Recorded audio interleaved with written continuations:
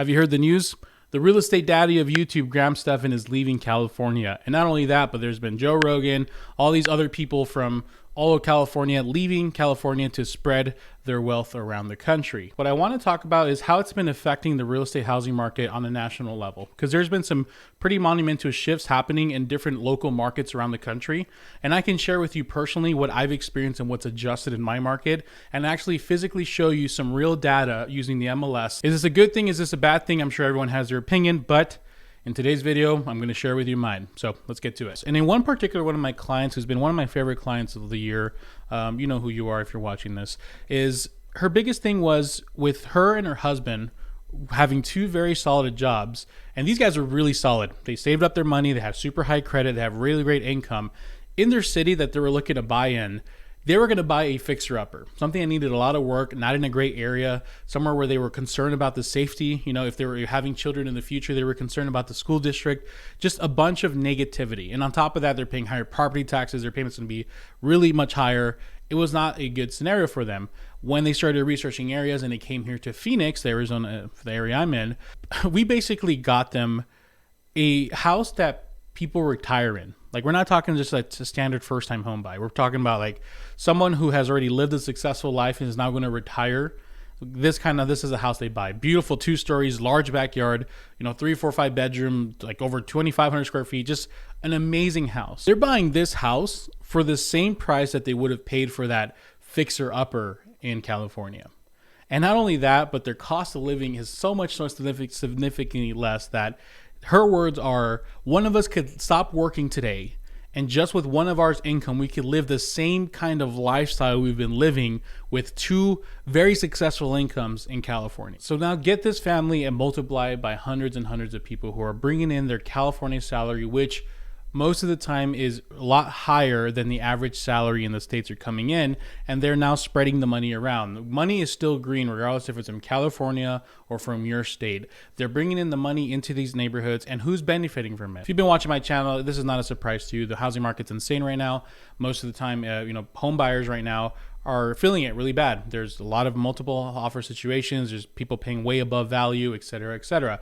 And I'm not directly saying that the reason this is happening is because the out-of-state buyers, but what I'm saying is because there's been situations in the markets where there has been out-of-state buyers that come in and they just blow everyone out of the water. They waive their appraisals. They pay much more on top of value because that house is still way cheaper than what they would have spent over there. So they'll happily pay another 10 or 20K. They'll happily waive their appraisals, inspections, because frankly, that's what they're used to doing over there.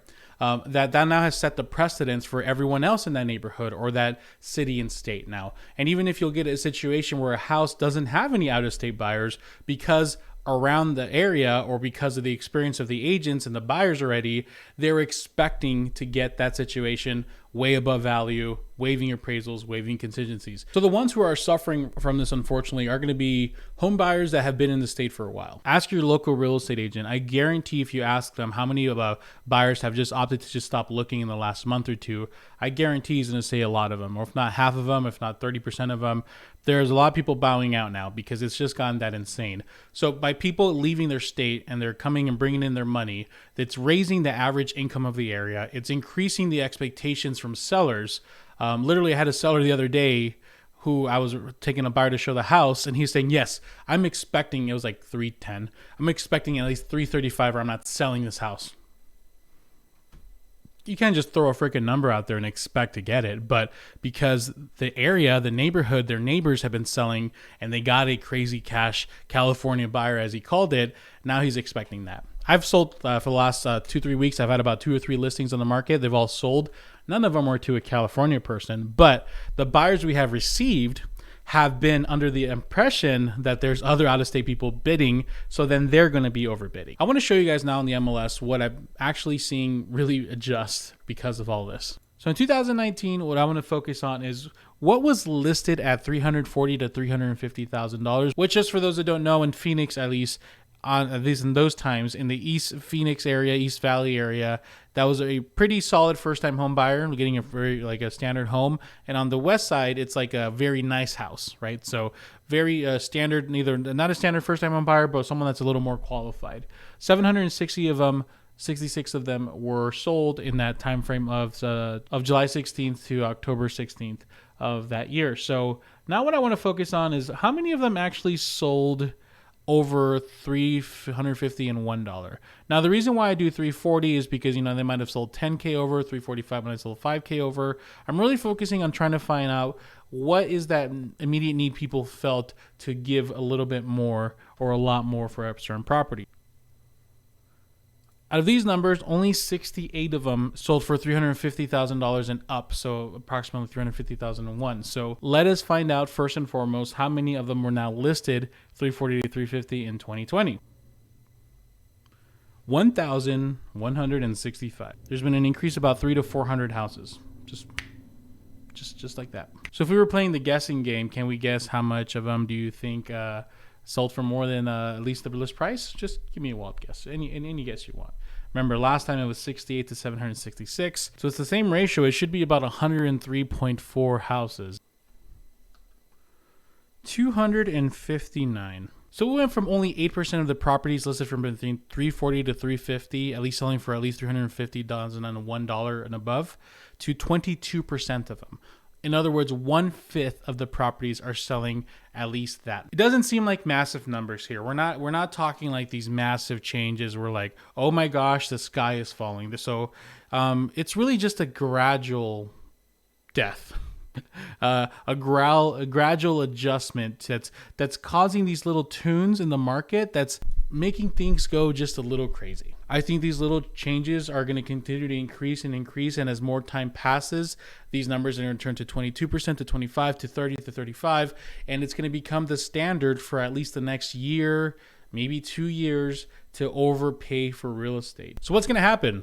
Well, we're going to eventually reach a ceiling where not even the people from out of state are going to be willing to pay 10 or 20K more. And I think we're slowly getting to that point now where just logic starts kicking in, right? Just like, why am I spending $40,000 more on this house if there hasn't been a similar comp like that?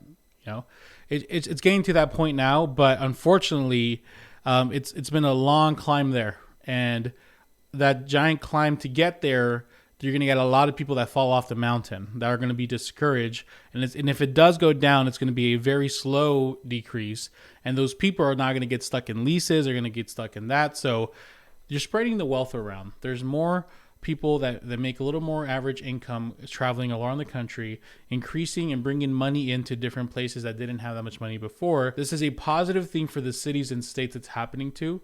There's going to be more tax dollars. There's going to be more people living here that are making more money, paying more state taxes, federal taxes, overall helping everything.